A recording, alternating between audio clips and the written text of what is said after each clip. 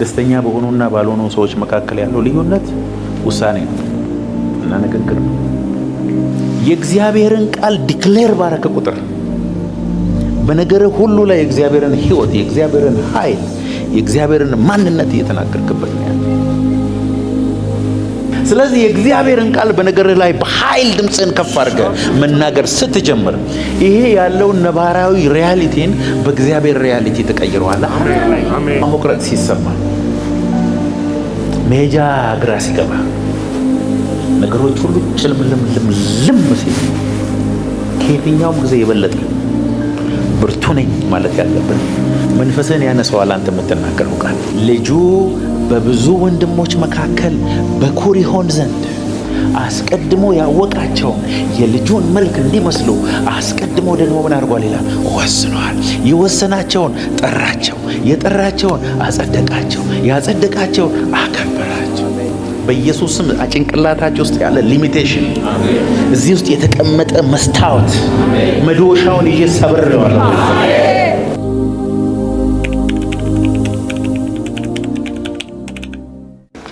ክብር ለኢየሱስ ይሁን። በእውነት ቃል አስቦ ምን አደረገን ይላል? ወለደን። የተወለድነው ከቃል ዩኒቨርስ ሁሉ የሚታዩትም የማይታዩትም እግዚአብሔር ወደ ኤግዚስተንስ ወደ መኖር የጠራቸው በቃሉ በኩል ነው። የሚታይ የማይታይ ፕላኔት፣ ምድር፣ ወንዝ፣ ተራራ፣ ሰው፣ ፍጥረት በሙሉ መነሻው እግዚአብሔር ቃል። ለቃል መልስ የማይሰጥ ነገር የለም ማለት ነው። ጌታ ከፈለገ ለወጀብ ይናገራል፣ ይሰማዋል። ከፈለገ ለዛፍ ተናግሮ ዛፍ ይሰማዋል። እኛ አንደበት ውስጥም እግዚአብሔር ሞትና ሕይወትን አስቀምጧል።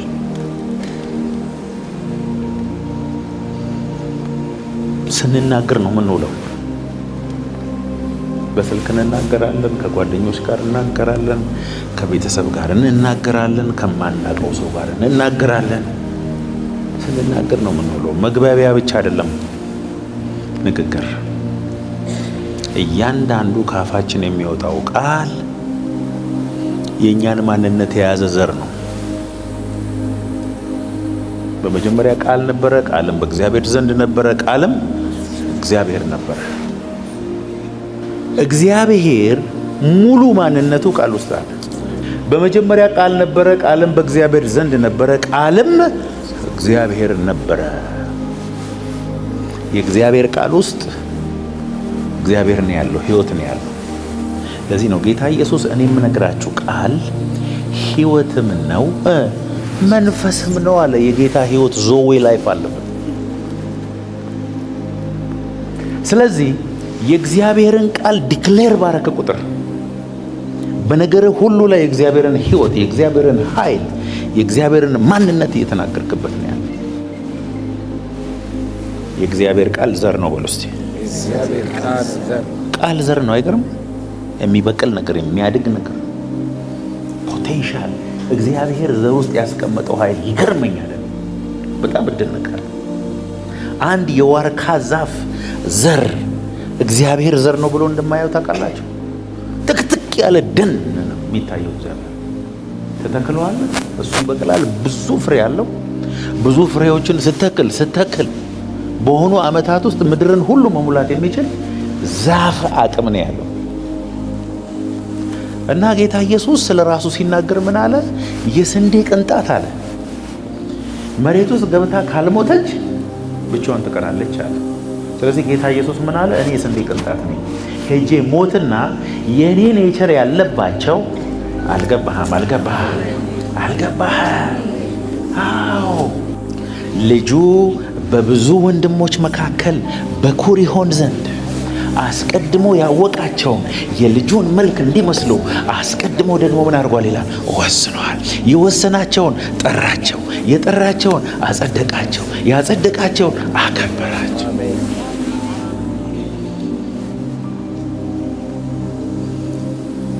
ይኸውላችሁ ወደዳችሁም ጠላችሁም እያንዳንዱ ከአፋችሁ የሚወጣው ቃል ፊውቸራችሁ ላይ ወይ አሉታዊ ወይ አዎንታዊ ውጤት አለ። እንደፈለክ የምትናገረው ቃል ወይ ፊውቸርን ዲስትሮይ እያረክ ነው ወይ ፊውቸርን እየሰራ ነው ያለው። ዝም የሚሉ ሰዎች እግዚአብሔር ይባርካቸው፣ የተባረኩ ናቸው። ቢያንስ ክፉ ከሚናገሩ ሰዎች ይሻላሉ እንጂ መልካም ከሚናገሩ ሰዎች ሁሉ ግን ያነሱ ናቸው። ዝምታ ወርቅ ነው ምናምን ኢትዮጵያ ውስጥ ነው የሚሰራው። እንደ እግዚአብሔር ቃል እግዚአብሔር ቃል ደግሞ ምንድነው የሚለው? ተናገር፣ አውጅ፣ ፊውቸርህን በቃል ስራ ነው የሚለው። አሜን አትሉ? እስቲ ቃል ዘር ነው በሏ። አው ዘር ስለሆነ ይበቅላል፣ ዘር ስለሆነ ያድጋል፣ ዘር ስለሆነ ያፈራል፣ ይበዛል። ስለዚህ ሰይጣንም ሆነ መንፈስ ቅዱስ መጥተው ትራንስፖርት አድርጎ አንተን የሚያገኙበት መሳሪያ ቃል ይባላል። መንፈስ ቅዱስ ያለበት ቦታ ሁሉ ቃል አለ። ቃል ከሌለ መንፈስ ቅዱስ የለም። የእግዚአብሔር ቃል በሰሙ ሁሉ ላይ እግዚአብሔር መንፈስ ወረደባቸው ነው የሚለው። ቃሉን ነው ይዞ የሚመጣው መንፈስ። ቃሉ ራሱ መንፈስ ስለሆነ አንተም የምትናገረው ቃል እንደዛ ነው። አጋንንትን አትራክት ማድረግ የምትፈልግ ከሆነ ስፒክ ኔጌቲቭ። ስለ ራስህ ብቻ አይደለም፣ ስለማንም። ሐሜት አደገኛ የሆነው ለዚህ ነው። ሰዎችን ባማ ቁጥር አላወክም እንጂ የሐሜት አጋንንቶችን በጠቅላላ ወደ ቤትና ወደ ህይወት እየጠራህ ነው ያለው። ዘር ነው። እስቲ የኔ ቃል ዘር ነው በለው። አዎ፣ ልጆች ላይ መልካም ቃል ዝራ፣ ቤት ላይ መልካም ቃል ዝራ፣ አገልግሎት ላይ ቃል ዝራ፣ ስለ ሌላ ሰው መልካም ቃል ዝራ። የምታጭለው እሱ ነው። ሰው የምታከብር ከሆነ ስለ ሰዎች መልካም የምትናገር ከሆነ የሚያከብሩና ስለ አንተ መልካም የሚናገሩ ሰዎች ታጭዳለህ። ሰው የምታዋረድ ከሆነና ስለ ሰዎች ክፉ የምታወራ ከሆነ የእሱ አይነት 1 ሚሊዮን በር ላይ ይጠብቅሃል። እኔ ግን ምን አድርጌያቸው ነው አትበል። ምንም እነዚህን አይደለም ያደረግከው። የሆነ ቦታ የዘራኸው ዘር የሆነ ቦታ ላይ ይጠብቅሃል። ለማንም ሰው ያደረጋችሁትን ነገር ሰውየው ይረሳል። ታውቃላችሁ? ሰዎች ያደረጋችሁላቸውን ነገር ይረሳሉ። ስለ ራሳቸው እንዲሰማቸው በእነሱ ላይ የተናገራችሁትን ግን አይረሱ። እስቲ የሆነን ሰው መንፈሱን በጥብጥ በንግግርህ ከ20 ዓመት በኋላ አይረሳም። ወይ ተስፋ ቆርጦ ባለበት በቃል አንሳ ውስጥ አይረሳ። ብር ብትሰጠው ይረሳል። ውለታ ብትውልለት ይረሳል። የተናገርከው ቃል አይረሳም። ለምን መሰለ? ቃሉ ዘር ገብቷል ውስጥ። ኢዩኤል 3:10 እግዚአብሔር አንድም ቦታ ድካም ሲሰማችሁ ጠንካራ ስሜት እንዲሰማችሁ አድርጓል። ደካማው ማረሻችሁን ሰይፍ ማጭዳችሁንም ጦር ለማድረግ ቀጥቅጡ። ደካማው እኔ ብርቱ ነኝ ይበል። Let the weak say I'm strong። ደከመኝ፣ ሰለቸኝ፣ አቃተኝ፣ ወደኩኝ በላይ ድካም ሲሰማ ሁላችንም ስለሚሰማ ተስፋ መቁረጥ ሲሰማ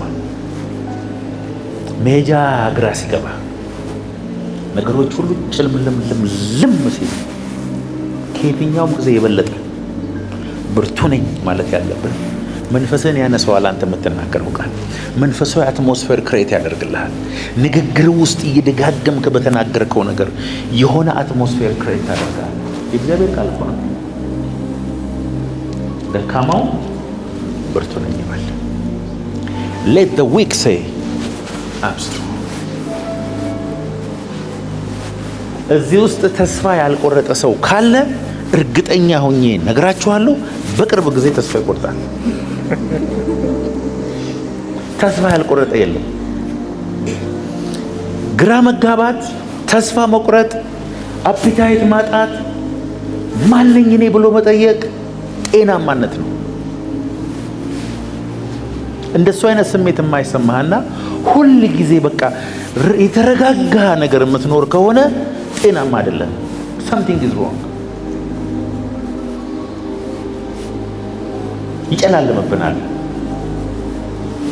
በእግዚአብሔር ላይ ጥያቄ፣ በራሳችን ላይ ጥያቄ፣ በማንነታችን ጥያቄ፣ በሀገራችን ጥያቄ ይመጣብናል። እንደሱ የተሰማ ከሆነ በህይወት አለ ማለት ነው። የሞተ ሰው ብቻ ነው እንደሱ አይነት ስሜት የማይሰማው። እግዚአብሔር ግን ምን አለ? ሲጨላለምብህ፣ ስትደከም፣ ነገሮች ሁሉ ቁልፍልፍ ሲሉ እዛው ቁጭ በልና ቆዝም አላለም። ብርቱ ነኝ ማለት አሜን። ኦፖዚት ቱ ዩር ፊሊንግ። ይኸውላችሁ እኛ ስሜታችንን አይደለንም በመስማት በማየት በማሽተት በመቅመስ ውስጥ ባለች አጭር ጠባብ ነገር ውስጥ ያለን ሰዎች አይደለንም። እኛ መንፈሳዊ ፍጥረታት ነን። አሜን በሉ። ህይወት ደግሞ መንፈሳዊ ነው። መንፈሳዊ ዓለም ደግሞ ኦፕሬት የሚያደርገው በቃል ነው። ስለዚህ የእግዚአብሔርን ቃል በነገር ላይ በኃይል ድምፅን ከፍ አድርገህ መናገር ስትጀምር ይሄ ያለውን ነባራዊ ሪያሊቲን በእግዚአብሔር ሪያሊቲ ተቀይረዋል። አሜን። ከመስመር ያለፈ አለማረፍና መሮጥ ከጌታ አይደለም። ገባኝ አንድ ነገር። ኢየሱስ ጌታዬ ነው ማለት ምን ማለት እንደሆነ ታውቃላችሁ? እምበላው ነገር ያገባዋል ማለት ነው። እምለብሰው ነገር ያገባዋል። እኔን አይደለም የሚያገባኝ፣ እሱን ነው የሚያገባው። ጌታዬ ነው። እኔ እሱን የኔ ጌታ ማድረግ ነው የሚያገባኝ። የአምላኬ እግዚአብሔርን ቃል ብትሰማ ብትጠብቅ እነዚህ በረከቶች ሁሉ ይመጡብሃል፣ ያገኙህማል። በከተማ ብሩክ፣ በእርሻ ብሩክ፣ በስራ ብሩክ። መልካሙን መዝገብ ሰማዩን ይከፍትልሃል። በከብት ርቢ፣ በምን ርቢ ብሩክ ትሆናለህ። አበዳሪ እንጂ ተበዳሪ አትሆንም። ዛሬ እየኖራችሁ ያለው ኑሮ ከ5 ዓመት ከ4 ዓመት ከ1 ዓመት በፊት ኮንፌስ ስታደርጉ የነበረው ይኸውልህ፣ እግዚአብሔር ከፈለገ ንፋስ ብቻ ነው የሚያስነሳው ለአንተን ለመባረክ። አንተን ለመባረክ እግዚአብሔር በጌታ በኢየሱስ እግዚአብሔር ያንተን ታሪክ ለመቀየር 24 ሰዓት በጣም ይበዛበታል። የሆነ ሰው ከዛ በኩል ንፋስ ያዘውና በካልኩሌሽን እግዚአብሔር አይባርክም። በሆነ ቀስ ብለህ ምናምን አይደለም። እግዚአብሔር ንፋስ ነው የሚያዘው። ዝም ብሎ ይኸውልህ በረከት ሁሉ በአድራሻ ነው የሚመጣው። አሜን ትላ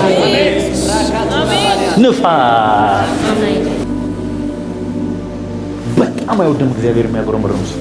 በመከራ ውስጥ የሚያመሰግኑ አሉ። ነገሮቻቸው ጠፍቶ የሚያመሰግኑ አሉ። እግዚአብሔርን ለማመስገን ኮንዲሽን የሌላቸው ሰዎች አሉ። የሞት አልጋ ውስጥ ሆኖ የሚዘምሩ ሰዎች አሉ። የሚያስቀኑኝ ሰዎች፣ የሚያስፈሩኝ ሰዎች።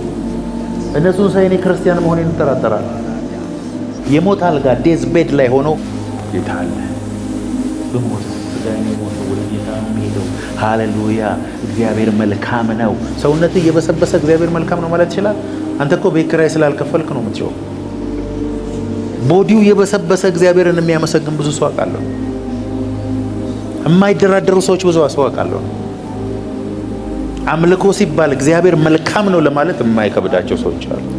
እየሞቱ መከራ እየደረሰባቸው በጌታ በኢየሱስ ስም እግዚአብሔር አንደበታችንን ይፈውስ። አሜን። ደስተኛ ለመሆን ብዙ ሰዎች ከራሳቸው ውጪ ብዙ ነገር ነው የሚፈልጉት። ሰላም ለማግኘት ብዙ ነገር ነው የምናደርገው። መጽሐፍ ቅዱስ ግን ፍቅር፣ ደስታ፣ ሰላም የመንፈስ ፍሬ ነው፣ ካንተ ውስጥ ነው የሚመነጨው ነው የሚለው። አስተሳሰብንና ንግግርን ስትቀይር፣ አትሞስፈርን ስትቀይር ሰላም የላይፍ ስታይል ይሆናል ነው። the way you think and the way you speak ነው ሰላም። ተናገር። ደስተኛ ለመሆን መጀመሪያ ውሳኔ ያስፈልገዋል። ደስተኝነት ውሳኔ እኮ ነው እንዴ! ላለመደሰት የወሰነ ነው አብዛኛው ኢትዮጵያዊ። ለሐዘን ቅርብ የሆነ ህዝብ ነው ኢትዮጵያ። ምንም ነገር ኢንጆይ ለማድረግ ፈቃደኞች አይደለም። ደስተኛ ለመሆን ፈቃደኞች አይደለም። ሪላክስ ለማድረግ ፈቃደኞች አይደለም። አንዱ እኮ ነው ተይዘናል። ፖቨርቲ ጭንቅላታችንን ጨምድዶ ይዞናል። በናዝሬቱ በኢየሱስ ስም ሰባብረን እንጥለዋል። እዚህ ነው የሆነ ሰው ሲሳካለት ደማችን የሚፈላው ለዚህ። ስለዚህ እግዚአብሔር በሚያግሮመርሙ ሰዎች፣ ሁሉ ጊዜ ሀዘንተኛ በሆኑ ሰዎች እግዚአብሔር ደስተኛ አይደለም። ይኸውላችሁ አሁን በጣም ብዙ ጥያቄ ያላችሁ አይደለም? እስክትታመሙ ነው። የታመመ ሰው አንድ ብቻ ነው ጥያቄው። ምንድነው እሱ? ጤንነት። አንተ ግን ጤንነቱን ይዘህ፣ ጥርሱን ይዘህ፣ በሳምባ ውስጥ አየር ይዘህ፣ እግር እየተራመደ፣ አይነ እያየ ለመደሰት ከዚህ በላይ ምንም የሚያስፈልግ ምግብ እየበላ ሰውነት ላይ ጨርቅ ኖሮ ከዚህ ገብተህ የምታርፍበት ቤት ኖሮ አቀባብለሃል ሐዘን ምን የሚያስደስት ነበር? ውሸቴን ነው። ብዙዎቻችሁ ሐዘንተኞች ናችሁ፣ ደስተኞች አይደላችሁ። አልበርት አንስታይን ምን አለ? የሰው ልጅ አለ ሰውየው እንትን መጫወት ይወዳል፣ ቫዮሊን። አንድ ቫዮሊን እና አንድ ቅርጫት ፍሩት ጠረጴዛው ላይ ካለ ከዛ በላይ ምን የሚያስደስት ነገር አለ? አልበርት አንስታይን የዓለም የመጨረሻው ሳይንቲስት፣ የመጨረሻው የደስታ ፎርሙላ ምንድን ነው? ቫዮሊን ካለኝና ክራር ካለኝና ፍሩት ካለኝ በቃ። ሰውየው እኮ 2 እግር አይነት ጫማ ነው የሚያደርገው። ሰውየው አይታችኋል? ሰማያዊ ካልሲና ነጭ ካልሲ ያደርገው መጋ ለቀቃርቡት እንጂ ነክሳችሁ እኮ ይዛችኋል ህይወትን። እዚህ ምድር ላይ ለዘላለም የምትኖሩ ነው የምትመስሉት። አጠነከራችሁት በጣም። ለቀቃርግ እንጂ ይቅር። ይሄ ሁሉ ኢየሱስን የህይወት ጌታ አድርገ የዘላለም ህይወት አለ፣ ግን አንተ አትደሰትም። በመነቤላ ተነቃንቀ በትንቢት ቃል ተነግሮ እግዚአብሔር በቃ አለው እያለ እያባበለ ነው እንጂ የምትደሰተው እንዲሁ ለመደሰት ፈቃደኛ አይደለም። ከዚህ በኋላ ትንቢት የለም፣ ትደሰታታለህ። አሜን። የደስታ ዘይት ይመጣብሃል። ስትንፈለቀፍ ፍልቅልቅልቅልቅልቅ ስትል ትሄዳለህ። ስለዚህ ሁሉ ደስታን ክሬት የምታደርገው በአስተሳሰብና በንግግር ነው። 2 ቆሮንቶስ 4:13 እምነት አክቲቬትድ የሚሆነው በንግግራችን ነው። አመንኩ ስለዚህም ተናገርኩ ተብሎ እንደተጻፈ ያው አንዱ የእምነት መንፈስ ስላለን እኛ ደግሞ እናምናለን፣ ስለዚህ እንናገራለን። ስለምናምን እንናገራለን። ያመንነውን ነገር እንናገራለን። የተናገርነውን ነገር በዓይናችን እናየዋለን። ዘር ነዋ። እሰሲት ደስተኛ በሆኑና ባልሆኑ ሰዎች መካከል ያለው ልዩነት ውሳኔ ነው እና ንግግር ነው። አንዳንድ ሰዎች አያስቀኗችሁ? ያገኙትን አጋጣሚ ሁሉ ለመደሰቻነት ነው የሚጠቀሙት። ያድንቃሉ፣ ይደሰታሉ። አንዳንድ ሰው እኮ ምግብ ላይ ሲያመሰግን ለመጀመሪያ ጊዜ ሊበላ ነው የሚመስለው ከተወለደ። ስጦታም ስሰጣቸው፣ ልብስ ስሰጥ፣ የሆነ ነገር ስሰጥ ቴንኪው የማለታቸው ጥልቀት ብዙ የሆኑ ሰዎች አሉ። ምንም ብትሰጠው፣ ምንም ብታረግለት፣ ምንም ብትሆንለት ምንም የማይል ሰው ደግሞ አለ። ለሱ ሰውዬ ስጠውም አይለም። እግዚአብሔርም እንደዛ ምንም ተደርጎለት የማያመሰግን እዚህ ውስጥ አለ። የምስጋና ፕሮግራም የለውም ቤቱ። ጸሎት ውስጥ ራሱ ምስጋና የለም። መዝሙር ውስጥ ራሱ ልመና እንጂ ምስጋና የለም። አንደበታችን አክቲቬት የሚያደርገው ብዙ ነገር አሜን በሉ እንጂ አሜን። ኦር ከሶስት አቅጣጫ መጣበት ሰውዬው። ጌታ ሆይ ምን ላድርግ? ጌጠኛ ልብስ አስለብሰ ኳየር አቆምና እንዴ መሳሪያ ጦር ገጀራ ጭንቅላት የሚቆርጡ በዚህ በሶስት አቅጣጫ እየመጡ ዝም ብለህ ዘምር፣ በቃ ቃል አውጣ አለው። ምን ልበል? ቸር ነውና ምህረቱ ለዘላለም ነው። አሜን። ኳይሮቹ አይናቸውን ጨፍኖ ዘምሮ አይናቸውን ሲከፍቱ እርስ በርሳቸው ተጨራረሱ። ለምን? እግዚአብሔር ድብቅ ጦር አስመሰለ። የሚናገር የሚያመሰግን የሚያመልክ መልካም ቃል ካፉ የሚያወጣ እግዚአብሔር ድብቅ ጦር ከውስጥ ያስነሳለታል። አመንኩ ስለዚህ ምን ሆንኩኝ? ተናገር። ስፒክ ዘ ወርድ። ሴጣን ሊለጉምህ ነው የሚፈልገው፣ ወይም ክፉ እንድትናገር ነው የሚፈልገው። ሰድበው ሙት። እግዚአብሔር ሰጠኝ፣ እግዚአብሔር ነሳ፣ እግዚአብሔር ስም የተባረከ ይሁን።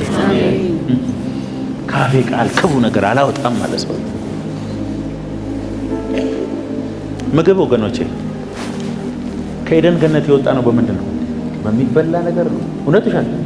እባብ መጥቶ የመጀመሪያ አዳምን የፈተነው በሔዋን ሳይሆን በምግብ ነው። ያዕቆብም በክሩና የገዛው በምግብ ነው። ኤሳውም የሸጠው በምግብ ነው። የኤማውስ መንገደኞች አይናቸው የተከፈተው በምግብ ነው። ኢየሱስም ከሞት ከተነሳ በኋላ ማርና አሳ በልቶ አሳይቶናል። ብዙ ሚስጥር አለ ምግብ ላይ።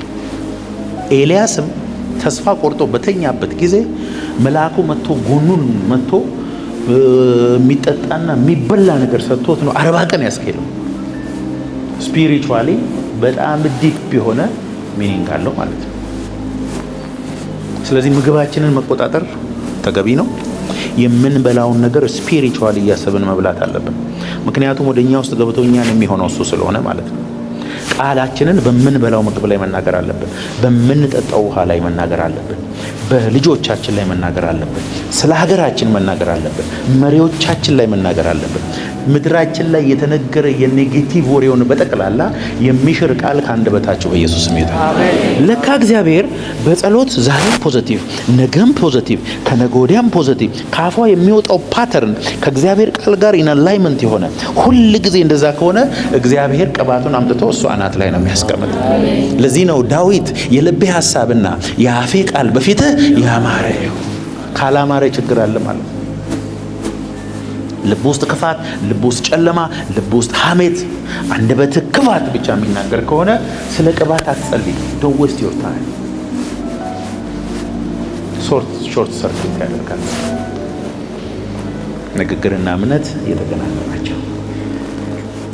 ዕብራውያን 10:23 የተስፋን ቃል የሰጠው የታመነ ነውና እንዳይናቃነቅ የተስፋችንን ምስክርነት የሚለው ኮንፌሽን ንግግር ነው። የተስፋውን ቃል ኮንፌስ እንድናደርገው እንድንናገረው የሰጠን የታመነ ነውና መናገር የጀመርነውን ቃል ሳናቋርጥ ደጋግመን እንናገረው ነው የሚለው።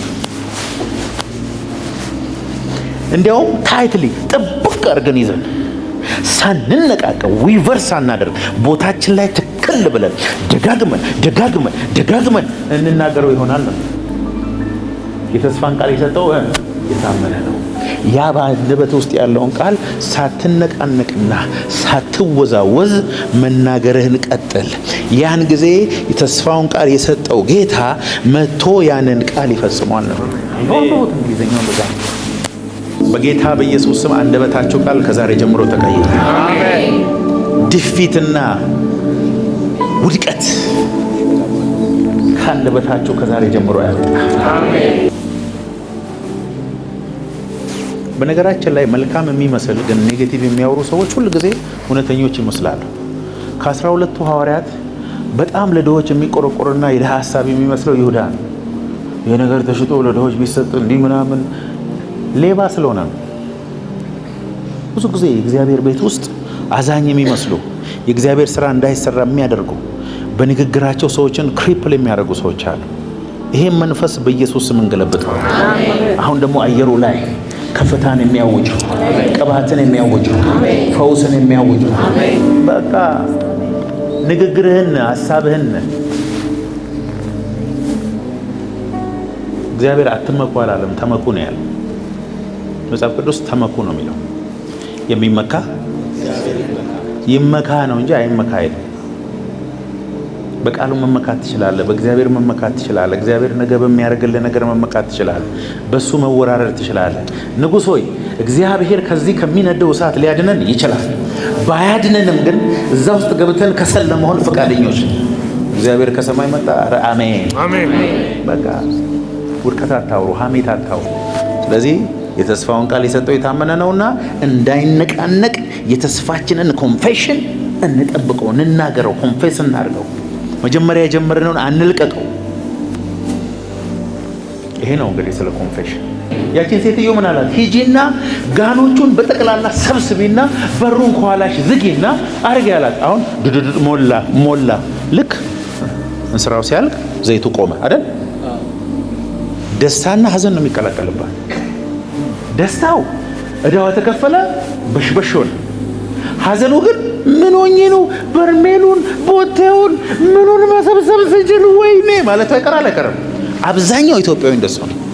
በኢየሱስ ስም ጭንቅላታቸው ውስጥ ያለ ሊሚቴሽን እዚህ ውስጥ የተቀመጠ መስታወት መዶሻውን ይዤ ሰብሬዋለሁ። ዶንት ሊሚት ጋድ። እግዚአብሔርን አታሳንሰው። በዚህ ምድር ላይ ትልቅ ስራ የሰሩ ሰዎች፣ ትልቅ ቦታ የደረሱ ሰዎች ካንተ በምንም አይሻሉ። ከተሻሉ የሊሚቴሽን ጣሪያውን ነቅለው ጥለውታል። አለቀ። እግዚአብሔር ማርያም ኤልሳቤጥ ጋር ሄዳ ዮሐንስን እንዳነቃነቀችው በልባችሁ ውስጥ ያለውን ራእይ የሚያነቃንቁ ሰዎች ወደ እናንተ ይላል። አቦርሽኒስት ነው ኢትዮጵያ ውስጥ የበዛው። የሚያስጨነግፍ በቃ ውስጣችሁ ያለውን ነገር በጠቅላላ የሚያወርድ ነው ያለው። እግዚአብሔር ይህንን መንፈስ በኢየሱስ ስም ይምታ። ሌላ እንድጸልዩ የምፈልገው ነው፣ ጠዋት ስትወጡ በጌታ በኢየሱስ ስም ኔጌቲቭ ወሬ ይዞ የሚመጣ አጋንንት ይዞ የሚመጣ በረከቴን ሊሰርቅ የሚመጣ ሰው ወደ እኔ እንዳይመጣ ዘጋሁበት። አዎ ሰላምን የሚሰርቅ ደስታን የሚወስድ ሰው ሁሉ ላይ ቢሮውን ዝጋበት፣ ቤትህን ዝጋበት። የምትገባበት ቦታ ቀድመ በመንፈስ ግባ። ይሄ ነው ኮንፌሽን። ልጆቻችሁ ላይ መልካም ተናገሩ። ሀገራችሁ ላይ መልካም ተናገሩ። ንግግራችንን ዌስት እንዳደረግነው፣ ሀሳባችንን ዌስት እንዳደረግነው ምንም ዌስት ያደረግነው ነገር የለም። ጠዋት ተነሱና በራሳችሁ ላይ ተናገሩ። እግዚአብሔር መልካም ነገር ያደርጋል።